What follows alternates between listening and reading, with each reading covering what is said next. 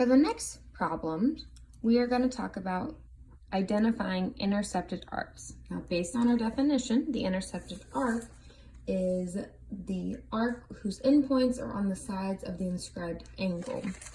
For example, from page 1. Now, this is pretty clear to see where the intercepted arc is here because there's only one angle. But sometimes you have more than one angle in one picture. So we're going to just simply identify on the top, and then down here we will find the measurements once I substitute in those values. So for angle 1, we want to look at where the endpoints meet up. So this endpoint is at A, and this endpoint is at D. So angle 1 is ABD, but where's the arc that it intercepts? Well, technically it intersects this whole arc, which would be considered a semicircle, as you can see, because it goes through the center. So semicircle means 3 letters, so it means it intercepted AED, or you could have said DEA. Okay, let's try number 2. Number 2's endpoints is A and D as well. So these end up having the same intercepted arc. So even though they're on different angle labels, they have the same arc, which would mean they have the same measurement. What about number 3? Okay, number 3 is in the middle somewhere of the circle, not the center, but it's in somewhere of the circle, and its endpoints are A and D. Well, can it also have the same intercepted arc? Yes. That doesn't, however, mean it has the same angle measurement because this is not the center and it's not on the side. So angle 3 and 6 would be a little bit different. Now angle 4, its endpoints be D and C. And since that is just a minor arc, we can just use 2 letters. And you could say it's arc CD, or you could say DC. Okay, how about 5? 5's endpoints are A and B. So another minor arc. And last but not least, number 6, its endpoints are B and C, giving us arc BC. So now that we've worked on identifying intercepted arcs, now let's talk about how to find the measurement of those.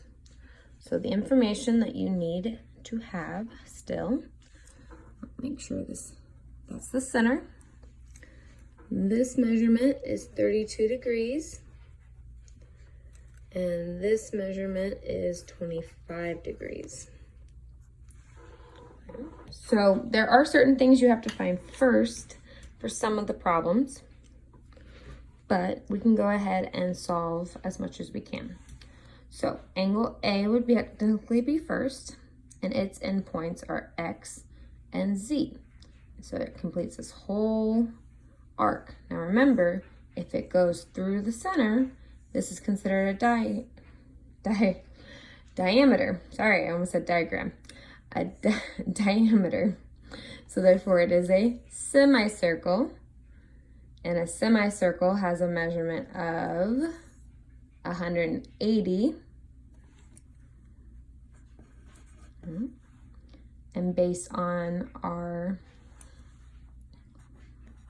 formula we just learned, theta equals half of x, so theta equals half of 180, so theta is 90.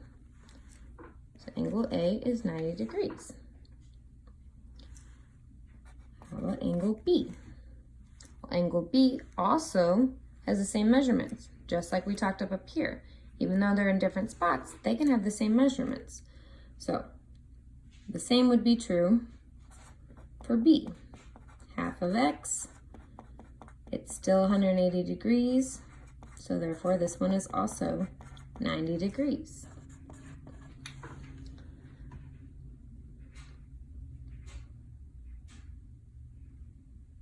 Okay, now let's look at angle C.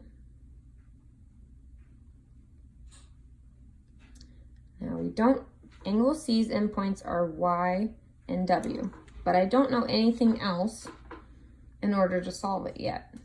Okay, I know this is a semicircle, and I know this is a semicircle, and I know this is going to be some minor arc, but if you look, we're going to be finding these arcs, so that will help me find this one. So angle C is going to be to be continued. Okay, now angle D.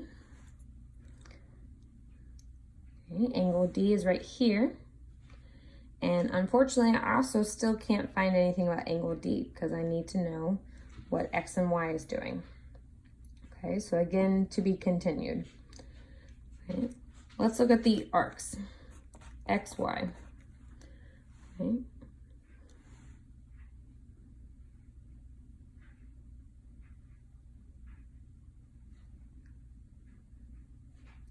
Okay, now X, Y, we said we still don't have any information. Okay, how about WZ?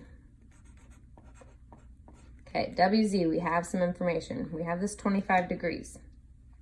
Okay.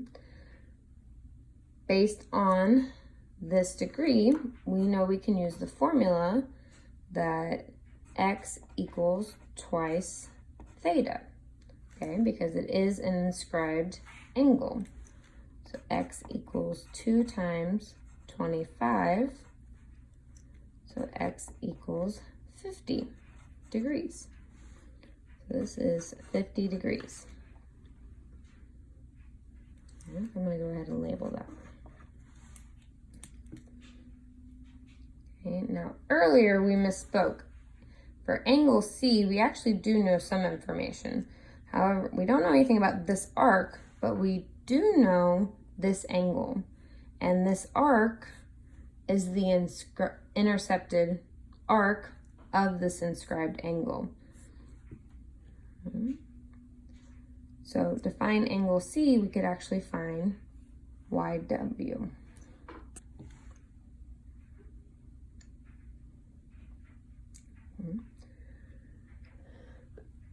Excuse me. And so we know that's 32. So X equals 2 times theta. So X equals 2 times 32. So 2 times 32 is 64. So this arc is 64 degrees, but that's not actually angle C.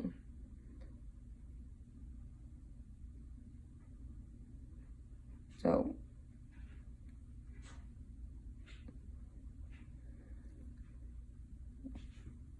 we'll have to wait a second longer to find that information. So at least we have this information. Now, remember XY, we still haven't found that, but we do know this is 50, that's 64, and that's 180. So I could subtract to find that. So 360 minus 180 minus 50 minus 64. And that gives us 66.